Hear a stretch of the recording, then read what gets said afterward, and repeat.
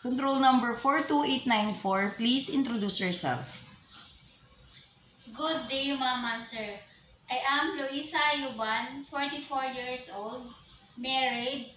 I have 2 children, 15 and 16. I have 2 brothers and 5 sisters, and 5th of sibling. What is your educational attainment? I am undergraduate of college of San Pascual Academy. Why do you want to go to Hong Kong? For me and to support to my families. Have you been to any country before as an OFW?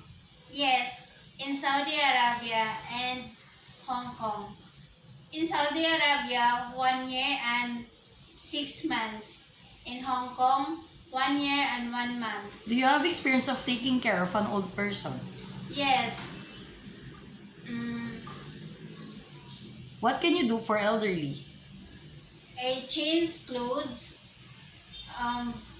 give foods, and take medicine. Do you have experience of taking care of a newly born babies and children? Yes, and newborn baby I take care also. What can you do for babies? I change diaper and clothes and also give their foods. Aside from your daily household works, what other special skills you can do inside the house? I can cook, cleaning, washing, and ironing. What foreign dishes can you cook? I can cook kabsa from Saudi and also Chinese. I can cook steamed fish, stew pork, soup, and vegetables. Describe yourself as an housemaid. As a housemaid, honest, responsible, and also hardworking. Dreams understanding of your employer, what do you do? I'm going to say sorry to my employer. Describe your relationship with your past and present employer, how did they treat you? They treat me as a family. Message for your future employer in Hong Kong.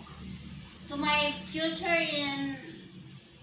employer in Hong Kong, I promise that I will finish my contract in 2 years and